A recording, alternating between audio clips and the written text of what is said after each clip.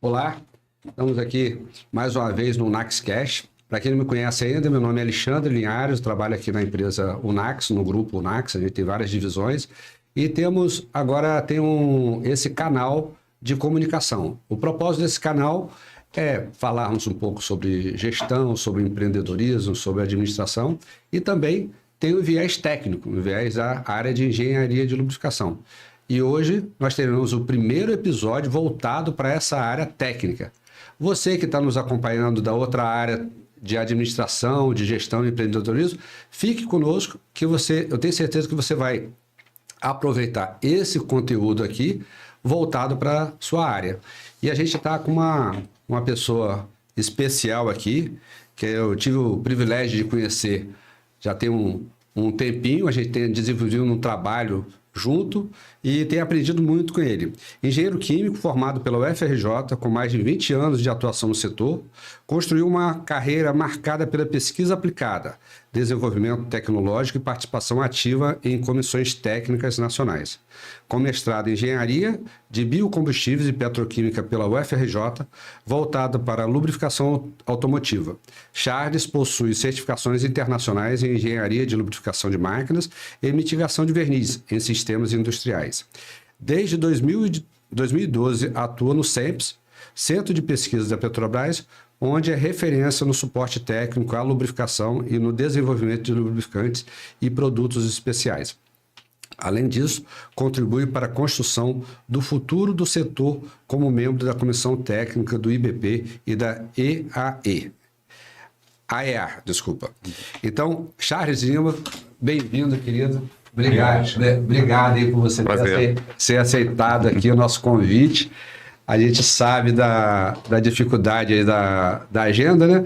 E a gente que mora na roça, né? A gente mora com vocês que moram na capital. E aí, quando se desloca lá um pouquinho para vir para cá, a gente conseguiu alinhar a agenda. Obrigado, tá, Charles, por estar aqui conosco, né? Eu que agradeço. É sempre muito gratificante para mim falar de um tema tão precioso e tão que a gente precisa estar cada vez mais tratando com certos critérios, com muito cuidado e importante para a área aí industrial, né? Eu agradeço aí a oportunidade. Legal. Aqui, me fala um pouquinho de você. Eu li aqui um pouco, mas me fala quem é o Charles. Bom, eu sou engenheiro químico, como você já colocou aí, técnico químico também, já trabalho aí na área de lubrificantes desde 2001, já tem 24 anos que eu estou aí na área. Comecei minha carreira como técnico químico na antiga Texaco. É mesmo? Na antiga Texaco, que hoje já é outra empresa aqui no Brasil. Depois da Texaco, eu entrei na Petrobras e desde então construí minha carreira aí, continuo construindo minha carreira na área de pesquisa e desenvolvimento em lubrificantes e produtos especiais.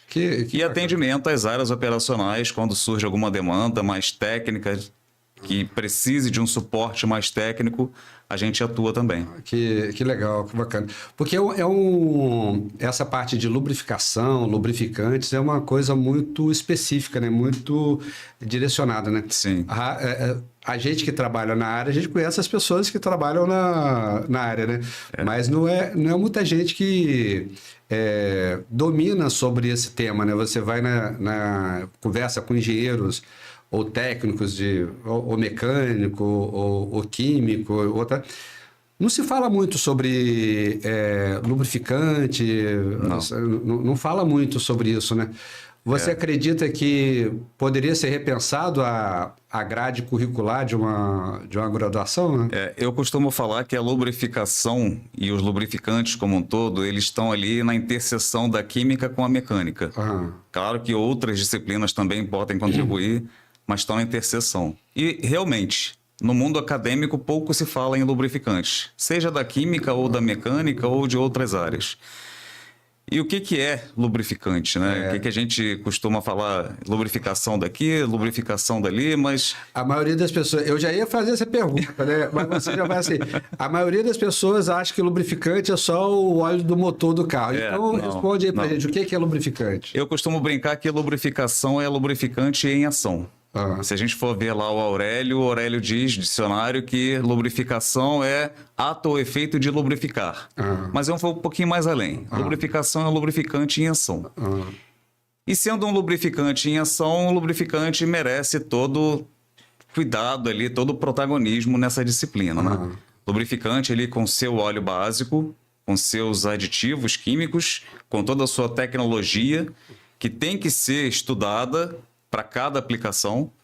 Não é de uma hora para outra que a gente desenvolve um lubrificante, seja para aplicação em um motor, seja para aplicação em um compressor, em uma turbina. Cada serviço vai exigir a sua tecnologia, o seu óleo básico, a sua carga de aditivos específica, né? Então, assim, é um tema bastante complexo, mesmo no desenvolvimento, até chegar à lubrificação em si, né? Como eu falei, é o lubrificante em ação, o lubrificante em uso. A gente precisa ter bastante cuidado e critério na hora de desenvolver e de investigar. Legal, né? Então, legal. Mas as pessoas acham que lubrificante é só lubrificante líquido. Tem outros tipos de lubrificantes? Sem dúvida. A gente costuma falar que lubrificante, assim, é o óleo lubrificante. Mas a gente também não pode esquecer da graxa. A graxa é o lubrificante pastoso ou semissólido, como se costuma definir, que tem ali o seu espessante, além do óleo básico e da aditivação necessária ali para desempenhar um determinado serviço. Sua aditivação de, enfim, anticorrosiva, de extrema pressão, além do óleo básico e o espessante. E o que é esse espessante? Normalmente é um sabão de um metal, de lítio, ou tem uns espessantes mais específicos de poliureia, até espessante de base asfáltica, que vão servir como esponjas que vão aderir ali o óleo básico e a aditivação que vão realmente fazer a lubrificação daquele sistema. Então, além do óleo lubrificante, a gente também tem as graxas que atuam na lubrificação. Bacana. Então, a graxa é o óleo básico, mais aditivo, mais o espessante. Mais o espessante. O espessante, pessoal, é tipo uma esponja que leva o óleo até um lugar difícil. Quer lubrificar aqui, que o óleo, se botar o óleo, o lubrificante líquido vai escorrer, a graxa ele fica segura com a esponja. Aí, quando precisar, o óleo vai lá, lubrifica. É isso? Positivo. É isso, né? E tem lubrificantes sólidos também, né? E tem gasosos também, né? Que a gente fala assim... São nichos bastante específicos, né? Nichos específicos. Então, o lubrificante é tudo aquilo que ajuda a diminuir o atrito, né? É por aí, né? Assim, a principal função de um óleo lubrificante, ou graxa, enfim, um lubrificante é reduzir atrito e desgaste. Né? Mas alguns outros produtos que também têm a sua formulação como lubrificante, como fluidos hidráulicos, por exemplo, eles têm outras funções. Um fluido hidráulico ele vai fazer a lubrificação ali do sistema de pistão e que vai fazer a transferência de energia hidráulica. Claro. Mas ele também tem ali sua tecnologia para aquele serviço. Né? A gente também tem outros casos, né? Cada caso é um caso, mas claro, a gente vai discutir aí mais à frente.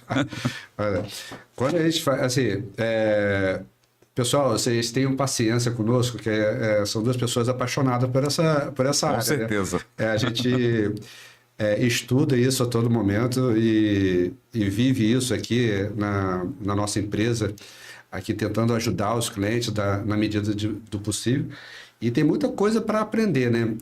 E quando a gente começa a futucando, né? Quando a gente recebe uma pessoa nova na nossa equipe, que tem experiência e tudo, e cai de paraquedas nesse universo da engenharia de lubrificação, todo mundo fala assim, meu Deus, eu não sabia que tinha tanta coisa assim para se ver, né? E voltando a falar do óleo básico, tem... Só do óleo básico tem várias ramificações de óleo básico, né? Sim. Tem, assim, pode citar alguns exemplos de óleo básicos aí? A gente tem alguns exemplos de óleos básicos e o que diferencia um do outro é principalmente a rota de produção que originou aquele óleo básico, né? Até a gente tem um óleo básico oriundo de petróleo, e aí passa esse óleo, né, esse petróleo vai passar por todo um processo de destilação e extração e um hidroacabamento até chegar em um óleo básico, que é o denominado óleo básico de grupo 1, de acordo com a classificação API. A gente tem um outro óleo básico que também vai partir do petróleo, mas vai passar por processos mais severos de hidrotratamento até chegar a um produto mais refinado, que seriam óleos básicos de grupo 2, segundo a API também.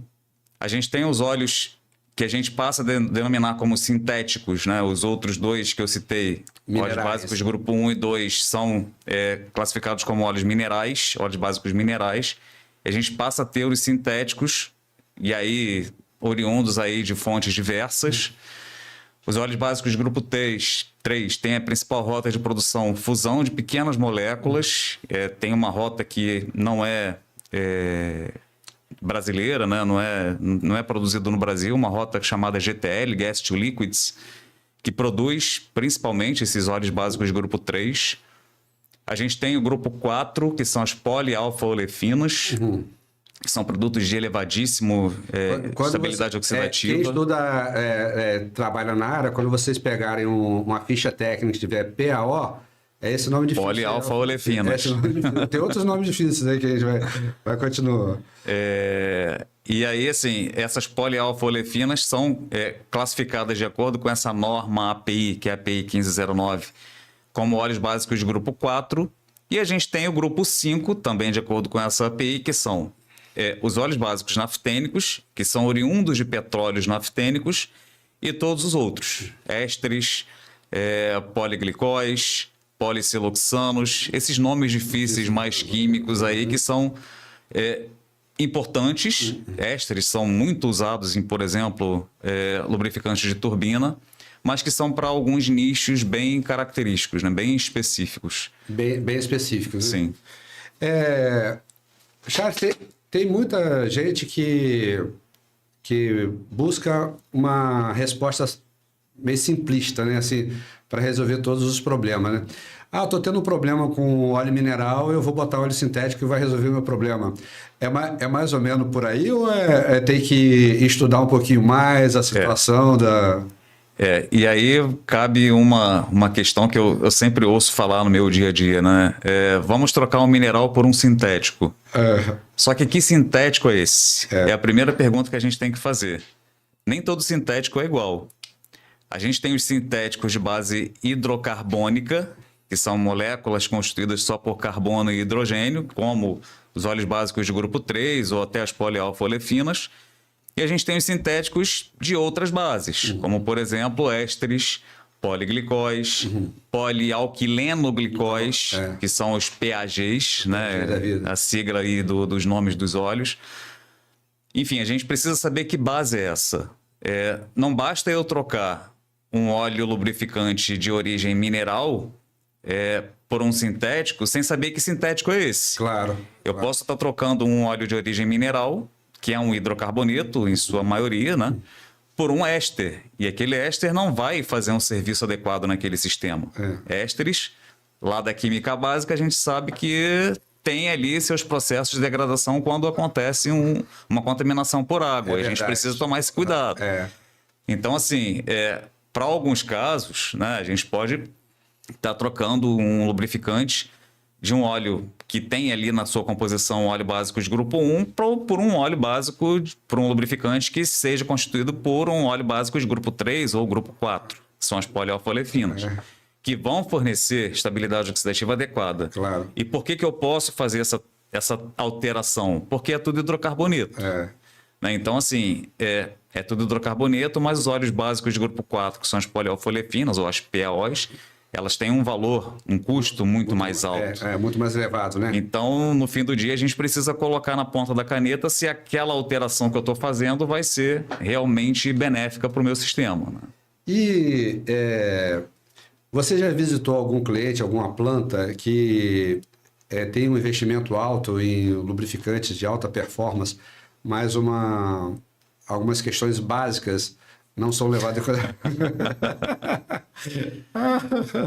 Se eu te disser que todo dia a gente vê isso e a gente tá ainda fazendo um trabalho de formiguinha para poder mudar essa cultura, assim, realmente, chegam pessoas responsáveis pela lubrificação ou pela manutenção com essa ideia de alterar um óleo básico, um lubrificante mineral, por um lubrificante sintético.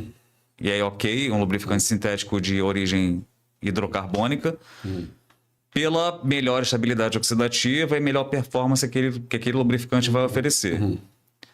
Só que quando a gente vai na área e avaliar em loco como está sendo essa reposição do lubrificante, como está sendo a amostragem, como que o laudo de monitoramento do lubrificante está sendo avaliado, a gente se assusta. É, claro. Porque, assim,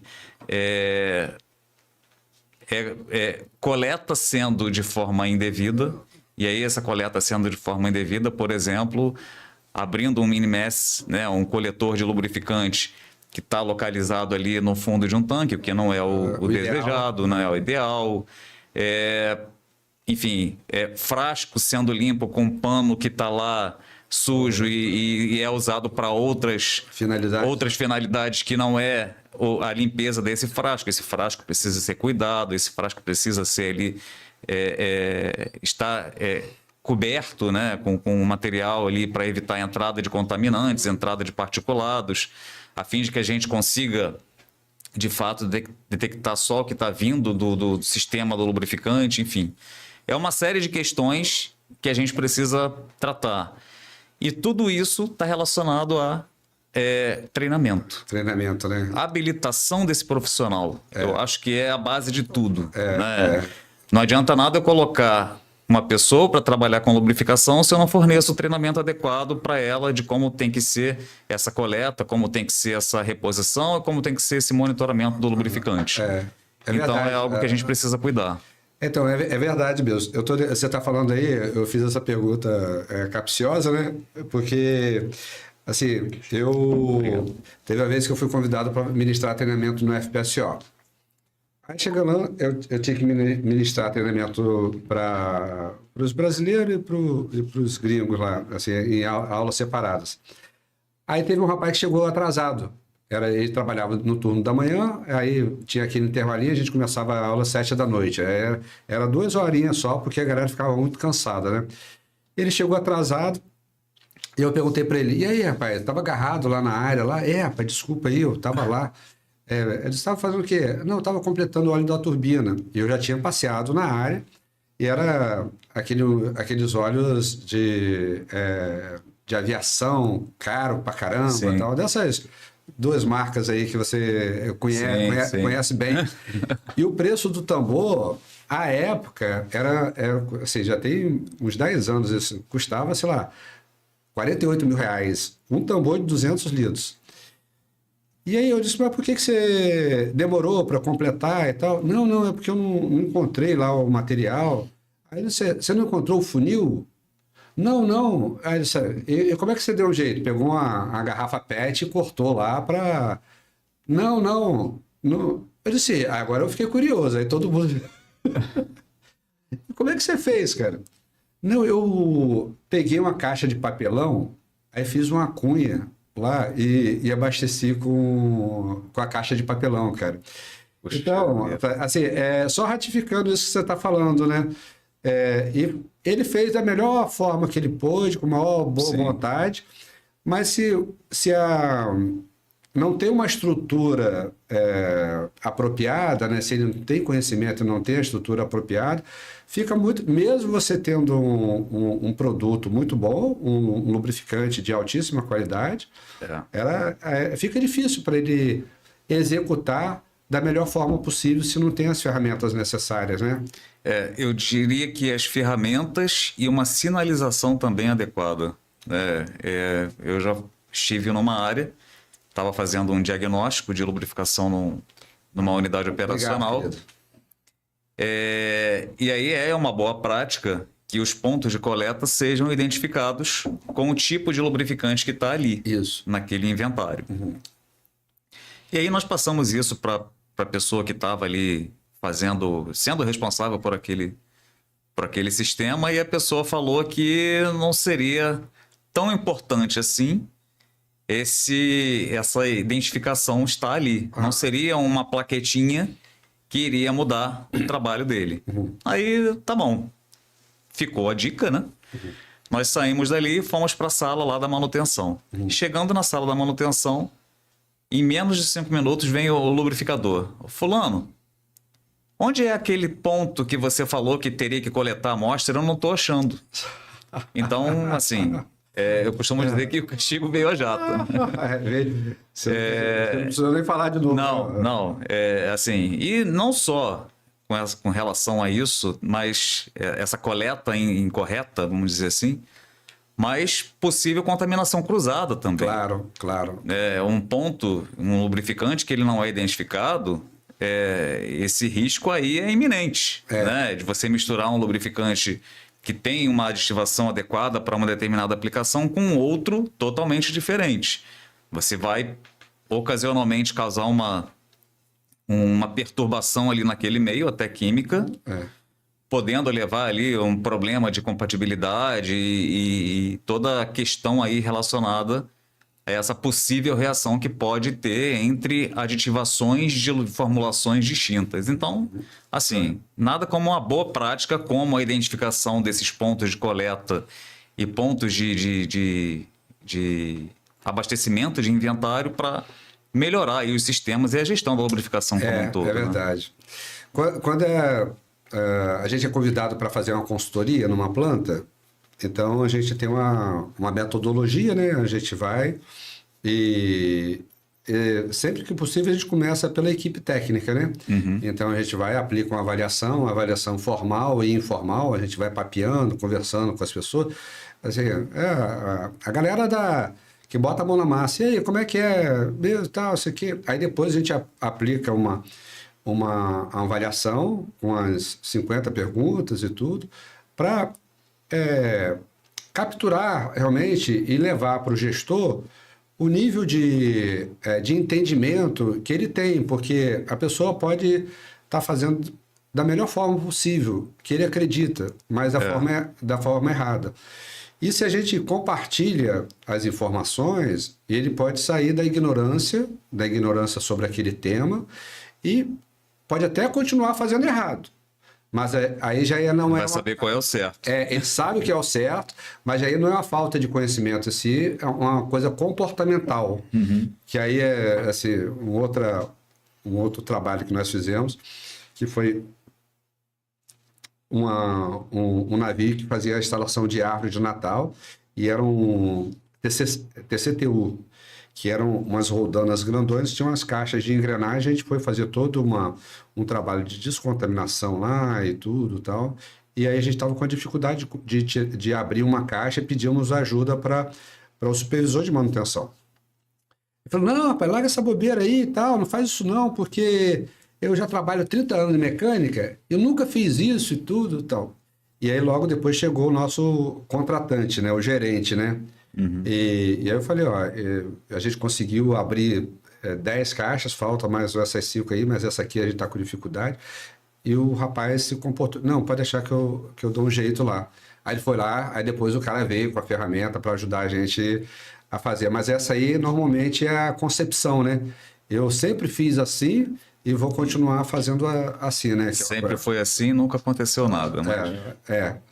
Sempre tem um jeito de melhorar. E essa ciência, que é a engenharia de lubrificação, é uma questão básica, né? Você lubrificar uma máquina, um equipamento, e a gente percebe muitas das vezes o básico sendo mal feito. Sim. E qual o impacto que você vê, assim, desse se você faz de uma forma mal feita ou de uma forma bem feita, nos aspectos econômico, de segurança, até de estresse? Você consegue fazer esse link? Poxa, uma planta que tem uma implementação de engenharia de lubrificação bacana, está se desenvolvendo bem, e a outra meio que negligenciada e tudo, nesses aspectos? A gente costuma falar que o lubrificante é o sangue da máquina. Né? Tudo vai parar no lubrificante. Seja um desgaste, uma contaminação inesperada, enfim. E tem 2 dados, um é da API, que mostra que um sistema bem manutenido, um sistema de lubrificação bem manutenido, ele traz ganhos consideráveis. Ele não coloca um percentual, mas traz ganhos consideráveis aí para a manutenção do sistema como um todo. E de acordo com outro órgão, a STLE, que é a Sociedade dos Tribologistas e Engenheiros de Lubrificação, é um órgão americano, diz que 50% de falhas relacionadas a turbomáquinas são causadas por problemas de lubrificação.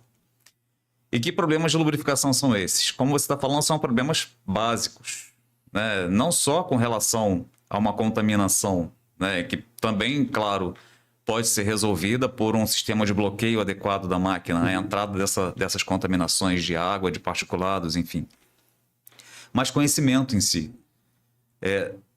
Se eu estou tirando minhas amostras de lubrificante, fazendo meu monitoramento periódico, estou mandando para um laboratório, o relatório está chegando e eu não estou fazendo a devida avaliação, ou até não sei fazer essa avaliação, se eu não estou vendo, por exemplo, que o teor de ferro está aumentando e que esse teor de ferro aumentando ele pode estar relacionado a um desgaste de uma determinada parte do equipamento, eu não vou tomar uma ação. Ou se eu estou vendo que uma acidez está aumentando, ou um MPC, que é a análise que a gente usa aí para avaliação de verniz, está aumentando, eu não sei o que significa isso, eu não vou tomar uma ação. Então, assim, eu preciso desse conhecimento para poder agir da forma mais rápida possível e evitar, consequentemente, falhas e perda, né, do uso do equipamento. E tem momentos que... Assim, tanta história que a gente vive aí na planta, que era na estrada, né? Teve uma vez que eu estava em outra unidade, essa unidade é uma unidade de perfuração, e quando não tem as divisões da empresa não estão bem alinhadas, sempre tem aquelas brigas departamentais, né? Sim. A operação que é operar e brigando com a manutenção. A manutenção que é manter. E aí não tem espaço, né? Aí era uma empresa de perfuração e eu vi na sala de máquina um rolete, né? Um rolete lá e tal. Eu disse, da onde esse rolete? Não, é daquela mesa rolante ali que fazia subir e descer os drill pipes, né? Quem não é da área são os tubos grandões que faz perfurar o poço de petróleo. Então ele fazia um movimento bem devagarzinho, eram 16 roletes nessa mesa, na vertical, e o pessoal da manutenção queria fazer a lubrificação, a graxa, né? E o pessoal da operação, não pode e tal, não dá e tal. E quando parava a operação, era trabalho em altura, tem todo aquele aspecto de segurança para você fazer o trabalho lá, né? Ele precisaria de umas 6 a 8 horas para fazer tudo direitinho, montar todo o aparato para ele lá. Não, você tem, sei lá, 1 hora para você fazer. Aí a pessoa dava o jeito, lubrificava de qualquer jeito ali e pau na máquina de novo, né? Pau na máquina de novo. O que aconteceu? O rolete quebrou. Aí foi para o almoxarifado, né? Claro, né? Pô, vamos trocar. Não tinha no almoxarifado o rolete. Aí vai para o mercado aqui onshore, em terra, e para resumir, a planta ficou parada uns 3, 4 dias por causa do rolete quebrado? Não, por causa da falta de alinhamento entre as divisões, da importância de fazer uma coisa básica, né? Olha só. Pois é. É um aspecto econômico muito grande, né? E esse aspecto econômico é levado em consideração até no lubrificante que vai ser colocado no inventário. Eu passei por uma situação de um compressor que estava sendo usado numa refinaria e esse compressor começou a ter suas paletas ali desgastadas. E aí investiga dali, avalia o lubrificante, não tinha assim, com relação à qualidade do lubrificante, nada que que remetesse àquela falha. E aí fomos investigar a composição do lubrificante. Que tipo de lubrificante que estava entrando ali? Era um lubrificante que era usado para aplicações menos nobres, não era indicado para aplicação em compressores, praticamente não tinha carga aditiva e estava sendo usado desde que a unidade foi comissionada. Caramba! Isso já devia ter ali seus quase 10 anos. Então, assim, provavelmente alguém na época achou que esse lubrificante estava em grande quantidade e mais barato, com certeza era mais barato, claro, pela menor carga aditiva, estava sendo usado desde então. Mas não era adequado para aquela aplicação. E, infelizmente, aconteceu essa falha e aí, a partir de então, foi dado aquele start de realmente entrar em contato com o fornecedor, avaliar qual seria o mais adequado e desde então o problema foi resolvido. Mas é como você está falando, uma questão econômica da época, um lubrificante mais barato, vamos colocar e vamos ver no que dá. E aí vai muito assim, era um lubrificante de 1 grau ISO 460. Será que esse grau ISO 460 é realmente adequado para aquela aplicação? A gente não pode ver só o grau ISO, que é o grau da viscosidade do lubrificante. Né? Tem toda uma questão de desempenho associada. Claro.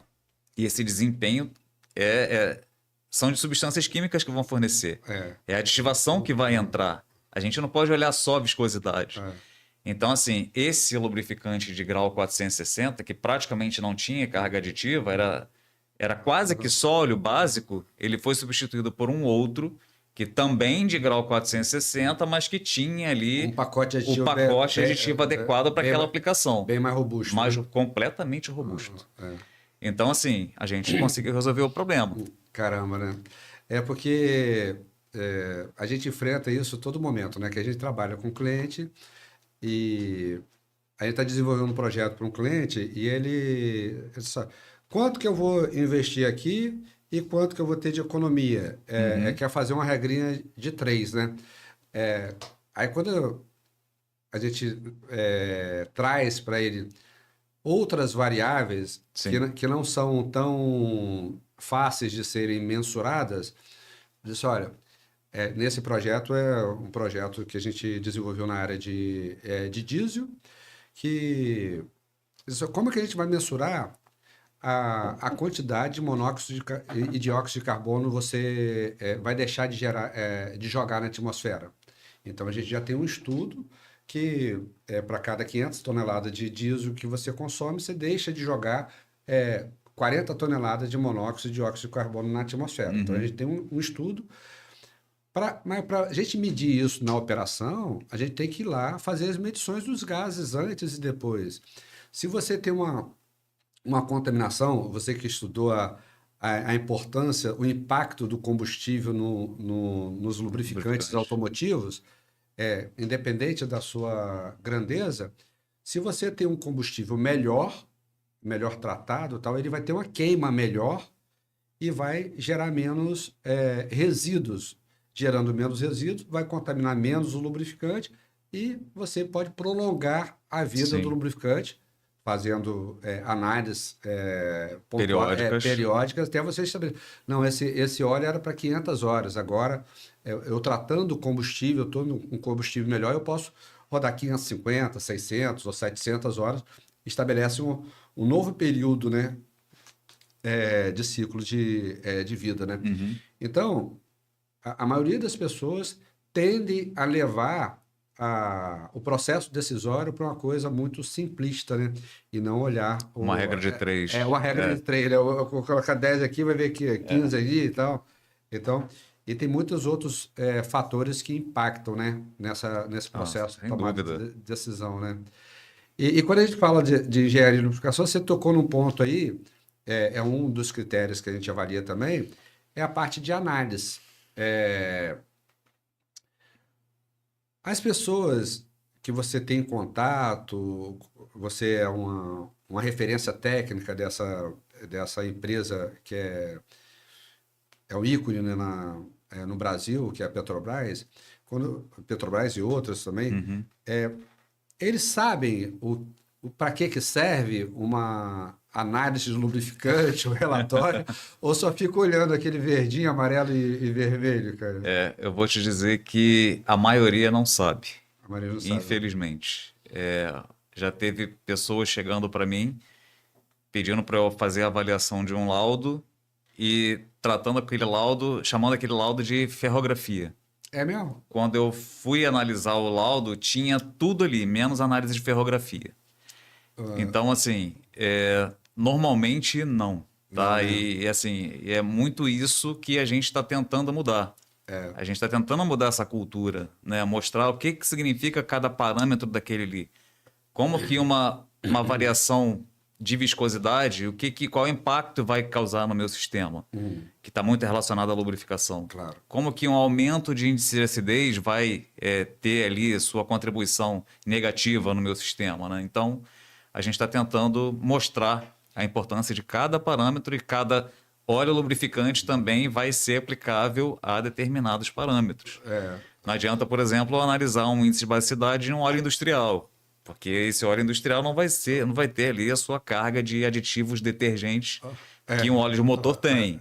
Então, assim, cada caso é um caso, né? Eu tive semana passada na exposição da Abraman, lá no Rio de Janeiro, e encontrei um parceiro nosso que a gente faz trabalho em conjunto, né? Assim, eu já conheço ele de longa data, a gente trabalhou num projeto junto numa grande empresa de FPSO, ele migrou para outra, de uma petrolífera, e ele trabalha numa área de manutenção. E a gente é par, né? A gente cuida da parte de descontaminação e análise, e ele trabalha pela empresa dele fazendo as coletas. Então ele vai lá, a gente faz o plano de coleta, vai lá. E ele diz, poxa, Alexandre, vem cá conhecer o CEO da empresa e tudo tal. Aí ele me apresentou e aí o CEO estava compartilhando, olha, eu trabalhava com um laboratório e aí não estava satisfeito e tudo tal, a gente migrou, porque não é a expertise deles, né? Ele usa parceiro. Aí eu fui para outro laboratório e piorou mais a situação, eu voltei para o antigo. E aí tava nós quatro, assim, tava o CEO, tava o rapaz que é da área técnica e tinha um outro camarada que eu não sei a função dele, não lembro a função dele. E aí ele falou, rapaz, semana passada a gente pegou um óleo de engrenagem que tava com TBN. aí eu disse, para quem não sabe, TBN é número total de base, que é isso que ele acabou de falar aqui, que é mais aplicado para óleo de motor, né? E assim, se o laboratório está cometendo essa gafe, né? Não vou falar nomes aqui, está cometendo essa gafe, não estou falando que a gente pode cometer algum erro e tudo, mas é uma coisa. Imagino os usuários, né? Sim. Os usuários, né? Que só vem o statusinho ali do laudo, né? Se está verde, se está amarelo, se está vermelho. E eu falo para os nossos clientes, eu só você faz análise lubrificante? Aí, quando eles me perguntam, eu disse, não faço. Sempre que possível, eu faço, junto com o cliente, um programa de monitoramento através de análise de lubrificante. O que é isso, esse nome bonito? É chegar para você tem uma planta, e diz, eu vou colocar todo o critério, o mesmo critério para todas as máquinas e equipamentos? Não, vamos diminuir isso aqui. A gente tem. Aí a gente olha para cada grupo de máquinas e equipamentos e vai parametrizando tudo direitinho para aqueles grupos aqui. De acordo com a criticidade de cada um. Criticidade, limite, frequências e tudo tal. E assim vai. E aí depois a gente chega num produto final que foi construído junto. E até estabelecer a frequência para cada um deles, né? E falando em frequência, só essa variável de frequência de coleta é importante você fazer uma frequência uma vez por mês, ou a cada 3 meses, ou a cada 6 meses. Isso aí impacta no resultado? Sem dúvida, sem dúvida. E isso vai depender muito da análise que você está fazendo, ou o responsável da área está fazendo, com relação à criticidade do equipamento. Se é equipamento que eu sei que eu não posso ficar sem ele, eu vou ter que fazer uma coleta ali com uma frequência muito maior do que um equipamento que eu sei que vai me trazer um impacto menor ou que eu tenha uma redundância. Então, assim, é avaliar caso a caso. E a gente normalmente vê essas frequências de coleta ali em torno de 2 meses, 3 meses por equipamento, né? Por inventário. Só que assim, a gente coleta uma amostra hoje, né? E manda para o laboratório. E aí o laboratório também vai ter o tempo lá de análise dele. Esse resultado vai chegar para mim daqui a um mês. E a depender da minha área operacional, se for uma área offshore, ainda tem um tempo de descida da amostra. Então, até eu pegar aquele laudo e avaliar o meu lubrificante, se eu estou tendo algum problema de contaminação ou de desgaste, eu vou, infelizmente, ter passado um tempo muito grande e eu não vou conseguir me adequar e resolver o problema da forma mais conveniente. A realidade já é totalmente diferente, né, do que você está vendo. Totalmente diferente. E aí entra muito a questão das novas tecnologias, né, de sensores online, de inteligência artificial associada, né, que a gente, embora a gente não tenha metodologias ASTM, né, ou que façam referência a métodos internacionais ou brasileiros, enfim, a gente tem como avaliar questões de degradação, tem como avaliar questão de desgaste ou contaminação por tendências. Muitos sensores são muito bons para fazer isso, né? A gente tem testado e até fazendo inferências a análises de laboratório.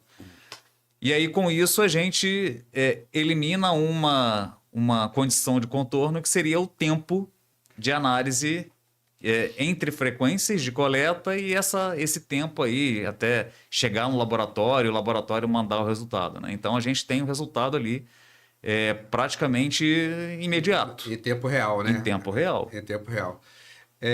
Charles, tem sido um privilégio trabalhar com você, com o Ronaldo também. Assim, a gente tem aprendido muito nesse projeto que a gente tem desenvolvido junto nessa área de inteligência artificial, que é a indústria 4.0, colocando assim, as mãos e os pés na planta, né? Sim. Na planta, né?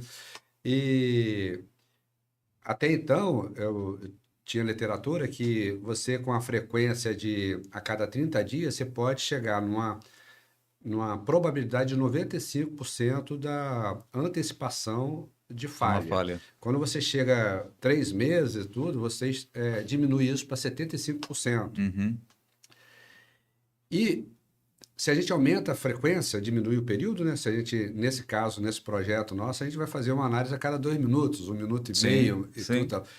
Então, a possibilidade de nós capturarmos as informações relevantes e importantes é muito maior assim, e vai ajudar muito mais a operação, né? Com certeza. E aí a gente acaba saindo da fase ali da manutenção preventiva e preditiva para uma manutenção proativa. Né?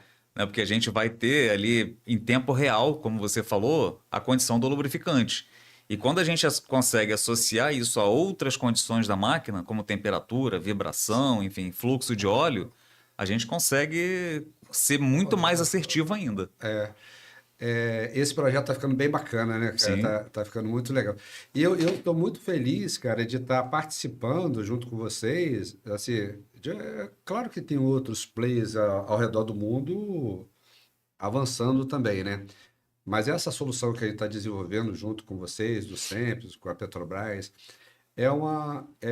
para mim, eu tenho visto claramente um marco histórico da mudança, assim, da entrada da tecnologia nessa ciência que é a lubrificação e principalmente a análise de fluidos lubrificantes, né? E abarcado com a inteligência artificial e tudo, tá bem legal, cara. Então, isso aí a gente podia conversar só sobre essa solução. Umas 3 horas só para conversar sobre ela aí. Só sobre ela, né? Mas assim, você falou de um tipo de análise aí, que é o MPC. O MPC, para quem não conhece também, tem muita sigla que é em inglês, pessoal, é Membrane PET Colorimeter, que é o caminho da membrana lá. E é um ensaio que nos ajuda a ver a tendência à formação de verniz. Então vamos falar um pouquinho desse bicho-papão aí chamado verniz, que está assombrando muitos clientes, muita indústria e tal. O que é o verniz na indústria, nessa área de lubrificação? É aquele verniz que a gente passa na porta? Embora a aparência seja semelhante, mas não. É muito mais perigoso. Não é nem um pouco bonito, como a gente está acostumado. O verniz ele é resultado de uma degradação do lubrificante, do óleo básico do lubrificante, que deposita muito pela baixa solubilidade que esse lubrificante tem a esses resíduos de oxidação. E quando ele deposita, ele traz uma série de inconvenientes. A gente já teve um equipamento importante de uma plataforma parando por causa disso, lá pelos idos de 2020, 2021. E desde então a gente está se debruçando e estudando, tentando entender melhor como é que a gente pode mitigar esse problema nesse primeiro momento, né? E aí a gente descobriu essa análise MPC, por exemplo, que a gente não tinha conhecimento, até porque esse é um problema relativamente novo na indústria brasileira. Lá fora isso já está acontecendo há muito mais tempo. É verdade. Mas no Brasil isso é relativamente novo. E por que isso é relativamente novo no Brasil? A gente está passando por um cenário de transição de óleo básico, de grupo 1 para grupo 2. E aí, quando a gente passa por do grupo 1 para o grupo 2, a gente está falando no grupo 2 de um produto muito mais puro, em hidrocarbonetos. Muito menos enxofre, muito menos nitrogênio e heteroátomos, como a gente costuma falar no jargão da química, que fazem essa massa lubrificante ser mais miscível a esses resíduos de oxidação. O grupo 2, ele tem menor concentração desses contaminantes, desses heteroátomos, né? Então, assim, quando a gente leva esse produto, esse óleo básico, para uma formulação industrial, e esses resíduos de oxidação eles vão acontecer com todo o monitoramento, todo o cuidado, o próprio uso do lubrificante, ele vai gerar esses resíduos de oxidação, eles não conseguem se manter na massa líquida como conseguiam se manter lá com as formulações do grupo 1. Entendi. E por essa razão, né, desses resíduos de oxidação não se manterem em solução, eles depositam. E aí é engripamento de válvula, ineficiência de troca térmica, emperramento de pistões de sistemas hidráulicos, enfim, uma série de inconvenientes que a gente está ainda tentando entender para resolver e mitigar. O mercado de lubrificante ele ainda está assim, engatinhando, começando a avaliar como é que vai desenvolver novas formulações para resolver esse problema. E aí seria o melhor dos mundos, né? Claro. Porque a gente conseguiria resolver isso na causa, que seria a formulação do lubrificante. Mas a gente está aí com tecnologias de mitigação de campo, de filtros, de resinas, que vão remover esses resíduos da massa líquida e voltar com a formulação, com óleo básico e aditivação lá para o sistema da forma como tem que ser e mantendo a performance do produto, né? Mas é um produto que o verniz tem dado bastante dor de cabeça para as áreas operacionais. Você participou de um grupo de estudo, né? Sim. O período de que foi um ano? Foi 1 ano e meio que a gente, assim, nós nos debruçamos para tentar entender esse problema. Cara. E aí, assim, não adianta, volta aquela questão, né? Não adianta nada a gente tentar resolver o problema do verniz se a gente não resolve questões básicas da gestão da lubrificação, porque são causas de formação de verniz, por exemplo, contaminação por água, por partículas sólidas, particulados, um sistema de filtros que não tem um aterramento adequado. E nós já pegamos isso, descargas eletrostáticas, mesmo micro ali, elas geram pontos quentes que vão causar essa degradação do óleo e, consequentemente, formar verniz. Então, assim, é uma série de questões que a gente, visitando algumas áreas, a gente conseguiu levantar e assim, mostrar que seriam boas práticas, né? Quais seriam as boas práticas para tentar resolver esse problema na base. né, na causa. Ali. Por isso que eu perdi lá o negócio lá que eu participei, cara, porque eu ofereci aquele projeto todo que a gente estava participando.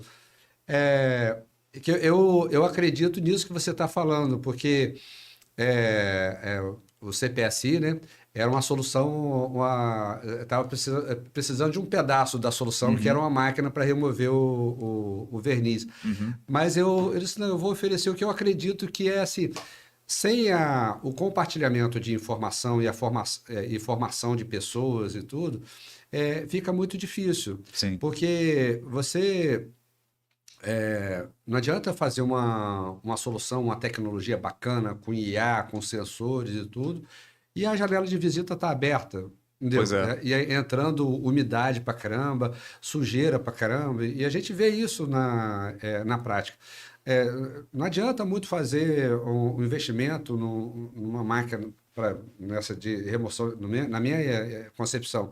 Se o operador lá está pegando um tambor de óleo, um balde de óleo, botando nas costas e alimentando totalmente errado. E se ele está comprando um elemento filtrante que não tenha stat free, que sem a descarga eletrostática. Esses tambores estão dispostos no tempo, né, com chuva caindo, enfim, corroídos na tampa dele. Então, eu acredito muito nisso, que não existe uma solução única para esse problema tão complexo. Assim, e são coisas que são fáceis de serem implementadas, mas eu falo com a equipe nossa aqui, o óbvio só é óbvio para os olhos treinados. Pois é. Não é isso?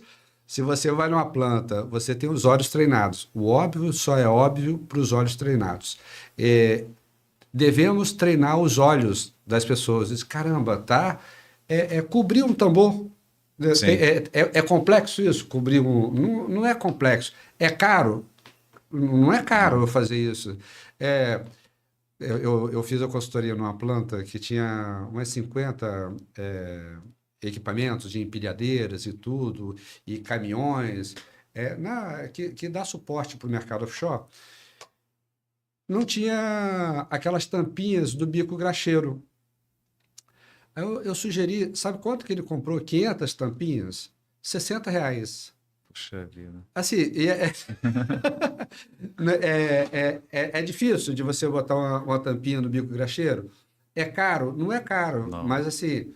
Mas eles estavam vivendo, e assim, enrolamentos quebrando,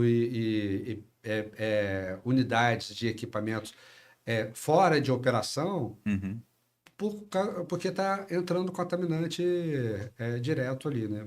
Direto, né? Por puro desconhecimento, né? E volta a questão de treinamento e capacitação que a gente já comentou. De capacitação. Então, eu acredito muito nessa linha aí.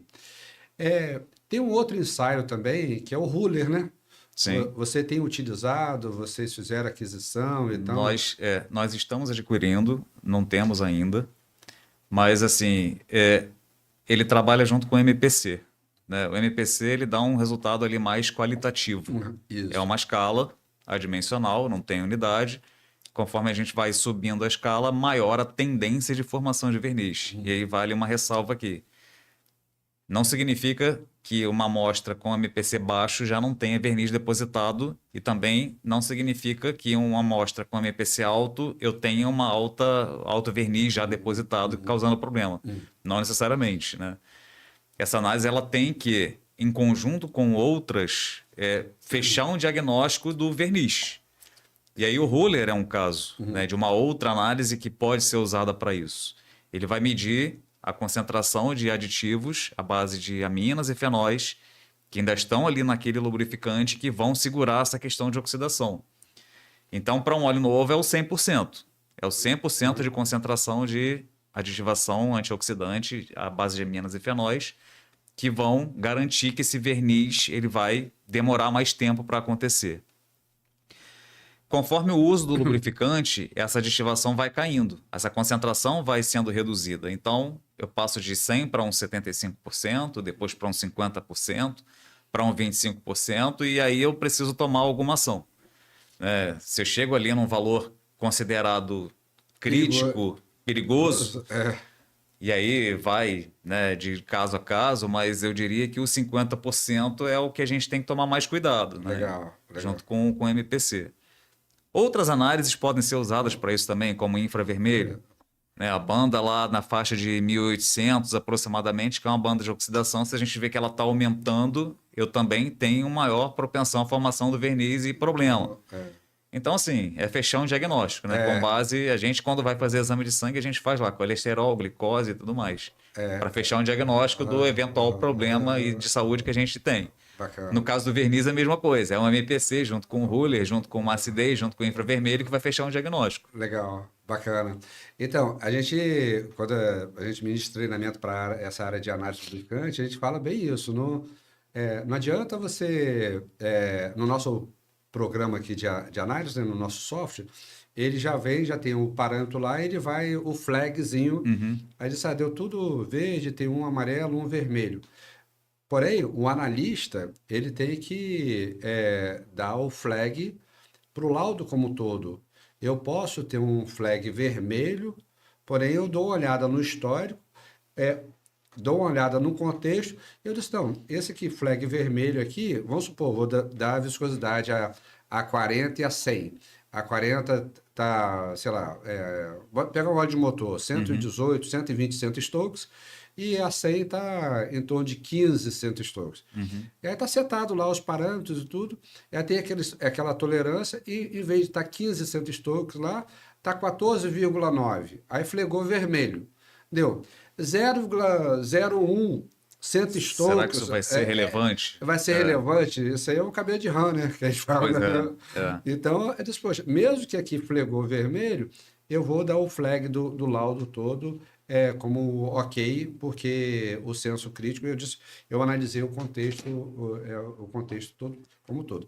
E outra coisa que você falou que é importante pra caramba, principalmente nesse ensaio de Ruller, que é outra sigla também, que é a vida remanescente dos aditivos, dos elementos primários que compõem um antioxidante, que tem, dependendo do óleo, tem amina, fenol, ZZP e glicol. E ele não cai numa linha retinha assim, né, Charles? Normalmente ele vai assim, puf. Então, por isso que é importante começar a tomar a decisão quando já chegou naquela faixa de 75 para os 50. Porque se você vou deixar chegar no menos 25, você pode ter uma surpresa desagradável, né? Caiu. Sem dúvida. Começou e aí você falou uma coisa importante, interessante, o histórico. Porque, assim, às vezes a gente pega um laudo, vê ali que está com talvez um desgaste alto, ou uma viscosidade muito fora do que deveria, e a gente não avaliou o histórico. Aquele resultado que está ali, ele pode ter sido oriundo ali de uma coleta incorreta, frasco estava sujo, enfim, era um dia chuvoso que o lubrificador foi coletar a amostra e acabou contaminando com água. Não foi o caso de corresponder exatamente o que estava acontecendo na máquina, né? Então, assim, será que o histórico ele estava levando a esse desgaste, né? O teor de metais estava subindo, ou uma acidez estava subindo? Não sei. A gente tem que avaliar o histórico antes de tomar uma decisão. E aí, quando isso acontece, é uma boa prática, né? A gente coletar uma nova amostra do mesmo ponto, em condição controlada e como a gente sabe que tem que ser, seguindo todo um procedimento adequado para fazer uma reanálise e atestar se aquele caso ali é realmente um desgaste ou uma questão eventual. Pontual, né? Pontual, né? Exatamente. Voltando ao censuramento, né? Eu acredito que cada nova tecnologia você vai acreditando um pouquinho mais nela, né? Eu lembro quando lançaram o carro automático, né? Pô, será que esse negócio vai funcionar? não tem nada ali, não tem embreagem e tal. Será que vai funcionar direito? Agora a gente não quer nem saber. Todo mundo quer carro automático. Tem carro automático, né? Então, quando você coloca um sensor ali, tem as particularidades deles, as críticas a essa tecnologia, mas eu acredito que essa parte das influências negativas do processo, do má procedimento, da má execução do procedimento de coleta, como você falou várias vezes Sim. aqui e tudo, eu acho que vai ser uma coisa que vai ser mitigada, né? Tá ali o sensor, o fluxo está passando ali, eu estou monitorando aquele ponto, não vai ter naquele momento ali. Aquela interferência negativa da... São várias condições de contorno que vão ser eliminadas aí com sensoriamento online. Vai mesmo, né? Querido, entrar na parte ambiental. Você está estudando um pouco dessa parte de lubrificantes amigavelmente, a gente está vendo a sociedade se movimentando para esse sentido a todo momento. Eu ia até falar assim, eu acompanho o mercado de lubrificante há muito tempo e grandes fabricantes internacionais, eles investiram mais em tecnologia e a gente aqui no Brasil acho que demorou um pouquinho me corrija se eu estiver errado. Não demorou um pouquinho? Sim. Porque a gente, aquelas grandes marcas que a gente conhece, estava lá, assim, eram os cabeças. E aí a gente aqui no Brasil demorou um pouquinho a investir. Então a gente começou a investir algumas décadas aí, mas está um pouquinho atrás ainda. E eu acredito que nessa parte ambiental também, né? De lubrificantes ambientalmente amigáveis. A gente está passando agora por um momento único, que é o da descarbonização, né? Todo esse cenário de transição energética e tudo mais, que os lubrificantes acabam influenciando também. E aí, assim, no Brasil, a gente ainda não tem uma regulamentação específica que dite que determinado sistema precise usar lubrificantes ou biolubrificantes, né? Lubrificantes de origem renovável, lubrificantes biodegradáveis. Nos Estados Unidos, existe uma regulamentação, que é o VGP, Vessel General Permit, que diz que navios que transitam por águas americanas têm que necessariamente, em seus equipamentos que são situados abaixo da linha d'água, usar biolubrificantes ou lubrificantes de origem biodegradáveis. A Europa também fornece incentivos para quem usa lubrificantes biodegradáveis, né, com baixa toxicidade. Então, assim, lá fora essa questão já está muito mais avançada do que aqui. Então, assim, não só para os lubrificantes ambientalmente amigáveis, né, ou os biolubrificantes, mas o re-refino também, né? Isso está sendo muito muito em voga. Existe um CONAMA, uma resolução do CONAMA que diz que aproximadamente, isso aí varia de região para região, a depender de logística e tudo mais, aproximadamente 50% do volume de lubrificante comercializado pelas formuladoras precisa ser coletado e enviado para recuperação. Dessa recuperação, o re-refino. E esse percentual ele é revisto de tempos em tempos. Ele começou lá em 2005, com aproximadamente 30%, e veio aumentando ao longo dos anos, e hoje em dia está ali em aproximadamente 50%. Então, assim, essa questão de geração de resíduo que eventualmente possa ter na área de lubrificantes, né, e até um derrame acidental que possa ter em um corpo aquático, tudo isso está sendo levado mais em consideração, né? Está sendo mais cuidado, vamos dizer assim. E aí, assim, os órgãos governamentais já estão, acredito, que conversando para tentar, de alguma forma, implementar aí alguma resolução, uma regulamentação para entrar nessa seara dos lubrificantes ambientalmente amigáveis, né? Ou biolubrificantes. Bacana. Quando você fala dessa resolução, para quem está assistindo a gente, não é de responsabilidade. Henrique, faz o favor. Quer um pouquinho mais de água? Eu quero, por favor. A resolução, eu esqueci o nome da resolução.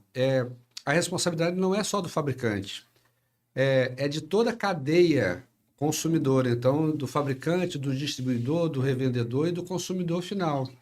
Por muitos anos a gente teve troca de óleo e quando a gente vai... Obrigado. Obrigado.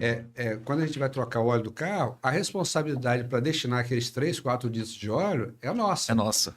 Pois é. Mas a loja de troca de óleo não vai pegar o óleo que vai, toma aqui, dá seu jeito. Ela absorve aquilo e depois chama uma empresa que coleta e faz a destinação final. Porque a responsabilidade é de todos. Eu acredito Sim. que tem que ser assim. E a gente trabalha com lubrificantes biodegradáveis aqui e a gente tem percebido, a gente já trabalha uns 2, 3 anos, é uma empresa lá da Europa, tem todas essas certificações aí, e a gente tem visto alguns clientes já amadurecendo nessa linha. A gente foi visitar um cliente lá no Porto do Açu e ele recebe aqueles conteneiros, né, aquelas navios cargueiros, né, para transbordo de petróleo e tudo, e ele tem alguns guindastes no pier, né? E a gente conversando lá, ele falando que ele ia fazer um overhaul e tudo. Eu falei, quando você for fazer um overhaul nos guindastes, pensa na alternativa de colocar produtos biodegradáveis, que se tiver um vazamentozinho ali, vai matar as tartarugazinhas, os peixinhos e tal, e você vai receber uma cartinha com a multa desse tamanho. E aí chegou o momento, eu falei com ele há uns 2 anos atrás, e agora ele, poxa, Alexandre, você lembra? Eu disse, lembro e tal, vamos dar uma olhada aí. A carga não é tão grande, eu acho que deve pegar uns 500 litros cada... Mas a preocupação, pelo menos naquele cliente ali, a gente já conseguiu contribuir com essa visão aí ambiental, né? Um ponto negativo que hoje ainda existe é que para produção desses lubrificantes existe um investimento muito alto. Entendi. Né? Então, assim, isso está sendo estudado, a academia está estudando bastante isso, né? Essas rotas de produção desses óleos básicos biodegradáveis para tentar deixar esse custo menor. Mas ainda existe esse porém. Né? Então, porque quando você olhando para a indústria, eles, poxa, eu vou montar uma planta que vai vender, sei lá, 10 litros ou 1.000 litros, é muito pouquinho, não justifica o investimento, né? E aí fica naquele trade-off ali, depois eu decido investir ou não e tudo e tal.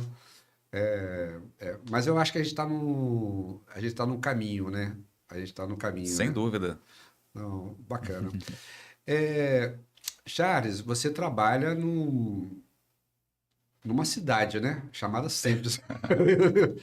Aqui de lá, quando eu fui lá a primeira vez, eu fiquei assustado, né? Eu fiquei assustado realmente com a magnitude dessa coisa. E você está lá há 12 anos, né? São 12 anos. É desde 2012, né? Em 2012, eu entrei nessa gerência de desenvolvimento de produtos. Ah, entendi. E como é que você estar nesse universo de pesquisa e desenvolvimento, cara? É uma coisa nova para os simples mortais aqui, é uma coisa assim, a todo momento a gente tem demanda. Né? O mercado ele é muito dinâmico. Então, assim, a gente trabalha muito com a área comercial da companhia e a área comercial que está mais perto do cliente final, né, passa as demandas para a gente e a gente vai pesquisar para desenvolver novas soluções e oportunidades. Além disso, a gente também trabalha com as outras áreas da companhia, que são áreas operacionais, né, e aí entra muito a questão da lubrificação, prestando suporte técnico, avaliando possíveis contaminações e de que forma essas contaminações vão influenciar negativamente na minha lubrificação e o que a gente precisa fazer para mitigar isso, como o caso do verniz, por exemplo. Claro. E assim, a gente trabalha não só no Sempes, mas também em parceria com algumas universidades, com algumas empresas. Né? A gente tem ali os módulos de conexões para inovação, né? Que a gente tem, enfim, startups e outros atores aí desse meio que, junto com o Sempes, trabalham para resolver uma série de questões, né? Não só na parte de produtos, mas em todas as outras. Como você falou, o Cenpes é uma cidade. É uma cidade mesmo. Então, assim, a gente costuma dizer que o Cenpes é como se fosse uma mini Petrobras que está toda junta ali, na Ilha do Fundão.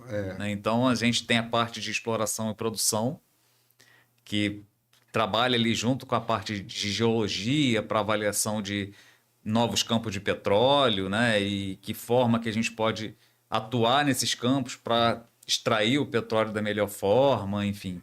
Avaliação de petróleo, que é uma primeira tomada de petróleo desse novo campo descoberto, que tipo de produto, que derivado desse petróleo vai ser mais promissor, né? Isso também é avaliado. A gente tem a parte de desenvolvimento de produtos, que é onde eu trabalho, que aí entra não só lubrificante, mas combustíveis também. Tem um pessoal que trabalha com querosene de aviação, diesel, gasolina, enfim. Além de lubrificantes, eu também trabalho com os outros produtos especiais. E aí, por questão de definição, produto especial é todo derivado que não queima para gerar energia, como o lubrificante, por exemplo, que não é feito para queimar. Solventes, parafinas, asfalto também é considerado um produto especial. Então, assim, é um mundo. É um mundo, né? É um mundo. É um mundo. Né? E esse mundo está trabalhando junto ali com essas outras empresas e universidades que a gente fala são do Brasil e do mundo, né? Para resolver aí uma série de questões e problemas. Quando você fala universidade, Henrique, depois você pede aí para pegar a apostila lá para mim. Uma coisa interessante das universidades, eu não sei se você... Porque eu tive... Foi onde? Na Re-Innovation. Na Re-Innovation a gente foi contemplado com num projeto lá da ANP, e aí foi na segunda-feira, foi no IBP, que você faz parte do IBP Sim. também, né? Aí teve lá um dia todo com o pessoal do IBP, e na terça-feira fomos para a Re-Innovation, a gente foi falar um pouco do nosso projeto, e nos outros dias eu fiquei visitando lá para assistir palestras, e eu assisti uma palestra de uma universidade falando sobre o descomissionamento sustentável. Aí eu vi o título, aí o rapaz falou lá 10, 15 minutos, e aí depois eu perguntei para ele, poxa, como é que é isso e tal, quanto tempo tem? Não, a gente já está há 5 anos estudando, desenvolvendo e tal. E quantas pessoas fazem parte? Quantas pessoas fazem parte da equipe? 50 pessoas. 50 pessoas. Qual produto que você tem já pronto para o mercado? Não, é porque a gente está guardando a lei, não sei o quê, tudo tal, mudar. Aí eu disse, caramba, assim, 5 anos, 50 pessoas, imagina o nível de investimento que foi colocado. Sim. Então, eu, conversando lá, eu não sei se as universidades podem acelerar um pouquinho nessa área de buscar uma solução para a sociedade, entendeu? Porque pode estar pegando alguma coisa assim, fazendo a pesquisa só pela pesquisa, entendeu? Não tem esse distanciamento. Não. Muito por isso que nós, da Petrobras, que a gente está mais perto ali do cliente final, quando a gente faz essas parcerias com universidades, a gente cuida para isso não acontecer. Legal. Não é pesquisa pura e simples. Né? É uma pesquisa aplicada. Legal. Com base em um estudo que foi feito de uma tendência, por exemplo, de um novo produto que vai ser demandado no futuro, como um lubrificante de origem biodegradável, né, ambientalmente amigável, por exemplo, que a gente está se antevendo a uma futura eventual legislação. Lá fora já tem. Né? E o que falta no Brasil para ter? Nada. Né? Nada. Tem né? que energia. A demanda tem. Né? E a gente sabe que esses lubrificantes eles têm o seu espaço ali no ambiente marítimo e que tem algum tipo de vazamento eventual e tudo mais. Então, assim, a gente fica a todo momento fazendo reuniões e acompanhando de perto. Esses projetos, eles têm um período para acabar, né? Eles não são ad eterno. E dentro desse período tem ali as entregas parciais que a gente também trabalha com eles para poder desenvolver. Então, assim, a gente não tem só um produto final sendo desenvolvido. A gente tem uma série de intermediários que, assim, são usados justamente para contar a evolução desse trabalho que está sendo desenvolvido. E quando a gente entra no projeto, a gente acha que 2 anos é muito tempo, né? Pois é. Não. Muito pelo contrário. É rápido demais, né, cara? É rápido demais, né? Legal, cara. Voltando aqui à parte de... A gente lembra de uma coisa, de outra e tal. Você buscou certificações internacionais, né? Uhum. E fez sentido para você essas certificações? Você tem certificação do ICML, né? Conselho Sim. Internacional de Lubrificação de Máquinas, na área de MLE, né? Que é Engenheiro de Lubrificação de Máquinas, e a parte de mitigação de verniz, né? Uhum. Então, fez sentido para você? Agregou o conteúdo? Sem dúvida. Assim, para fazer a certificação, a gente passa primeiro por um treinamento. Isso. E esse treinamento, ele envolve uma série de etapas, né, que vão desde a produção do óleo básico até a aplicação do lubrificante em si. Uhum. Tudo bem, é uma questão teórica, né, mas para ter essa certificação, a gente precisa mostrar que tem experiência prática naquela disciplina. Legal. Então, assim, o que serviu, né, todo esse treinamento e essa certificação? Para eu chegar na área operacional e poder sugerir determinadas boas práticas ou uma possível melhoria no sistema de lubrificantes que vai trazer benefícios para aquela área operacional. Legal. Né? Então, assim, mesmo com todo o conhecimento que eu já tinha anterior, mas, assim, agregou e muito nessa questão mais, no meu caso, e aí vai variar de caso a caso, né? Essa questão mais prática, né, do dia a dia, né, que com certeza vai influenciar positivamente também.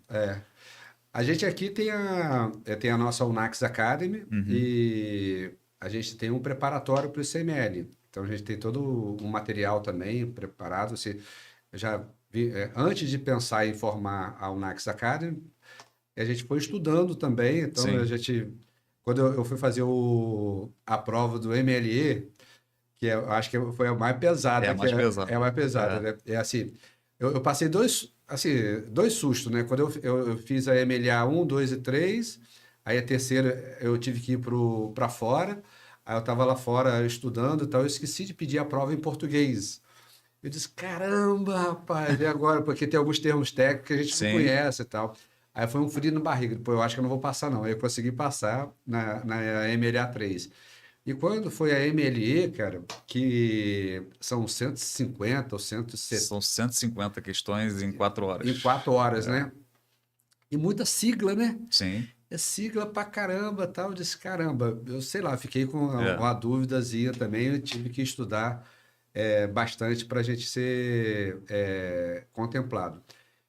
E aí, vendo a necessidade, a gente presta serviços aqui nessa área da engenharia de lubrificação, de descontaminação, de análise, vendo a necessidade de treinar a nossa equipe, a gente começou a estruturando o nosso treinamento prioritariamente para atender a nossa equipe interna, e agora a gente já está chancelando o Lube Expert, né? Que treinamentos externos. Treinamentos externos também para outros clientes que queiram, ou outras pessoas que queiram entrar nessa área. A gente está homologado pelo ICML. Então, fazendo o treinamento conosco, sendo contemplado, já pode se submeter ao preparatório do ICML também. E é muita coisa a ser aprendida, né? Cutucando. Toda hora que a gente vai numa área, a gente... E, assim, dada a importância do tema lubrificação, quanto mais profissionais certificados a gente tiver, melhor. Porque é a forma que a gente tem de garantir que aquele profissional tem conhecimento básico para exercer aquela função. Necessário, né? E necessário. Pois é. Então, assim, a gente até pensando como a gente vai começar a tratar isso, né, internamente, mas é muito interessante que os nossos profissionais que estão ali no dia a dia, seja avaliando um laudo de lubrificante ou até colocando a mão na massa lá, fazendo uma coleta, repondo o inventário, ele tenha a capacitação adequada para aquela função. E isso a gente consegue garantir por essas certificações. É verdade. A pessoa pode até não fazer, mas não é porque ela não sabe, né? É porque ela não quer. Aí é uma questão dela. A gente é comportamental, né? Sim. Você trabalha, poxa, você sabe fazer, e a gente é parte comportamental, né? A gente, como eu falei, a gente fala para o público nessa área de... o nosso canal aqui está falando para gestores, para líderes e para técnicos, né? E muitas das vezes se misturam, né? E a gente fala para empreendedores eu falo, são empreendedores, são empresários, tem gente que fala assim, é microempresário. Não, você não é microempresário, você é um empresário de uma microempresa. Sim. E aí, você trabalha, eu nunca tive a oportunidade de visitar um centro de pesquisa maior do que o SEMPS. E você acredita, para a gente fechar aqui, assim, indo para o final, você acredita que, independente do tamanho da empresa ou do segmento, é importante colocar um investimento, mesmo que seja de pensamento, de energia, se tiver recurso, nessa área de pesquisa? Sem dúvida. Pesquisa é a base de tudo, né? Então, assim, a gente só consegue evoluir, seja no ramo do petróleo, seja no ramo de cosméticos ou de alimentos, a gente só consegue evoluir com a pesquisa, né? Então, assim, trazendo mais para a minha área, né? Muitos dos lubrificantes que hoje a gente consome, né, e que estão disponíveis no mercado, eles foram desenvolvidos no SEMPS.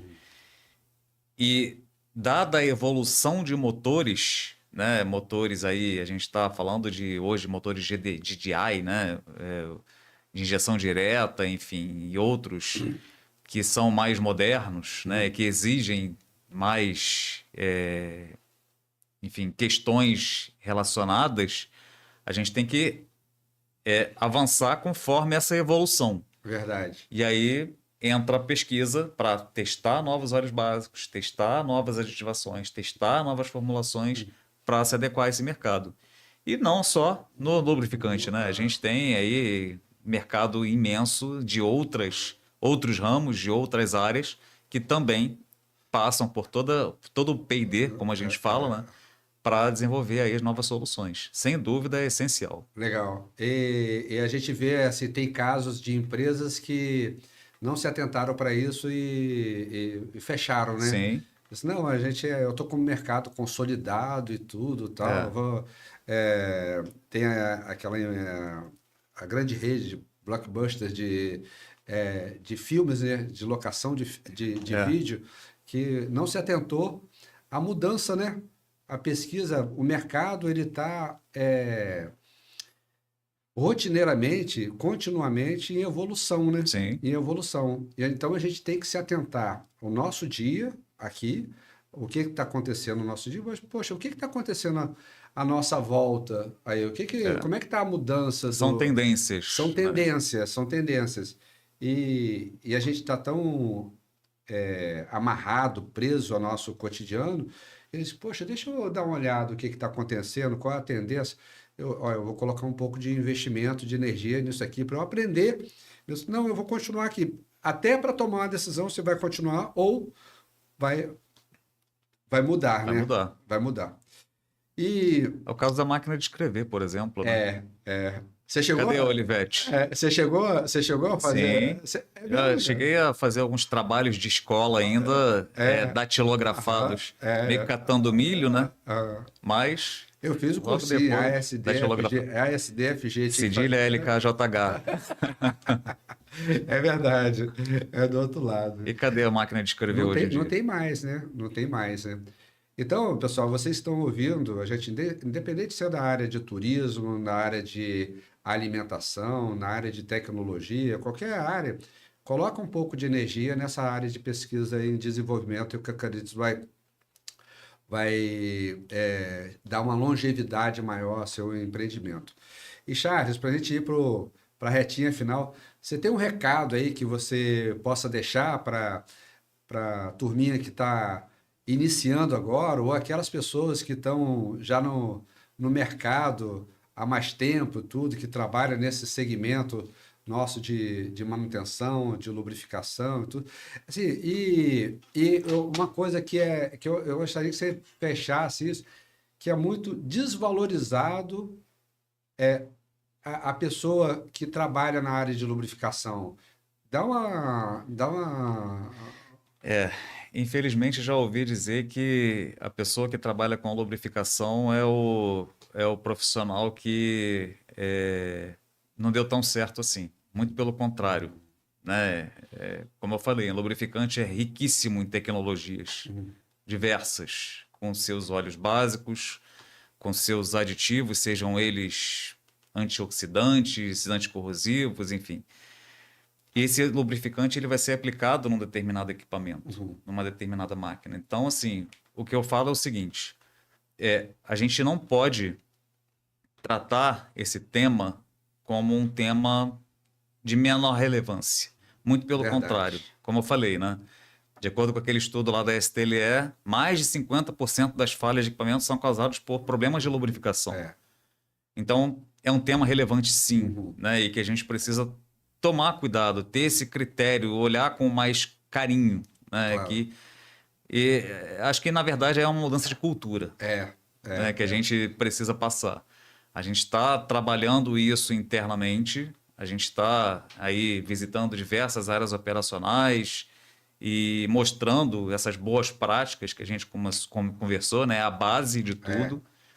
Mas, assim, a gente vai chegar lá. Ainda não chegamos, mas a gente vai chegar lá e mostrar qual é o certo, né?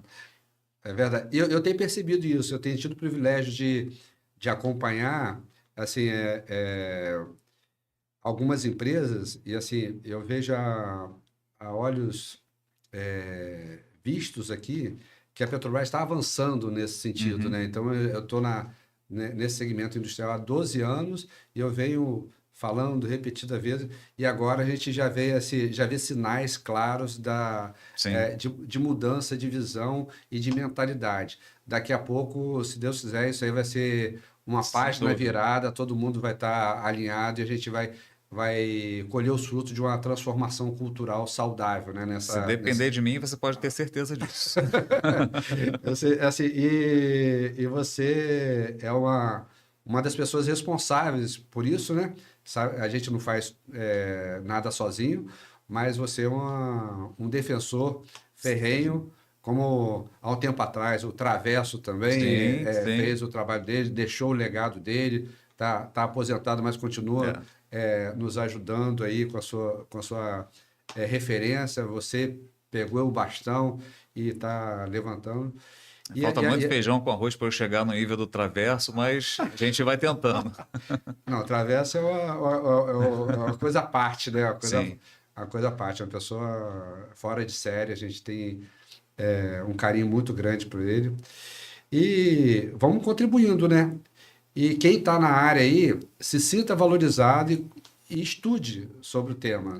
Estude, porque o mercado a cada dia está valorizando mais exigente e vai valorizar mais ainda quem detiver esse tipo de conhecimento, né? Eu vou até além, estude e se tiver oportunidade, certifique-se.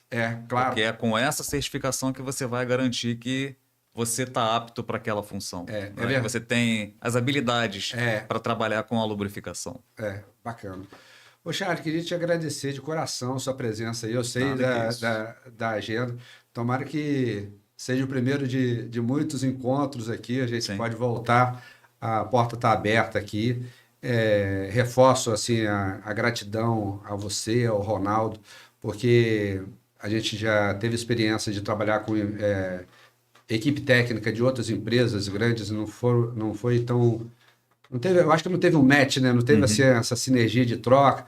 Na hora de puxar a orelha, pô, tem que entregar esse relatório aqui e tal. A gente tem que entregar mesmo, mas essa troca, essa transparência tem sido um privilégio, tem sido uma coisa assim, que não tem preço. Legal. Assim, não tem preço para nós, de uma empresa de pequena para média, assim, como uma startup que a gente está, de ter o privilégio de estar ombreando com vocês. Então, é um recado também para as empresas que querem trabalhar nessa área de pesquisa e desenvolvimento e parceria, né? Sim. que há possibilidade, né? Sem dúvida. A gente está aí para trabalhar junto, né? Eu que agradeço, né, a parceria aí de sempre e vamos junto. Joia. Obrigado, meu amigo, mais uma vez aí. Obrigado, Alexandre. E volte sempre, tá bom? Obrigado. Valeu.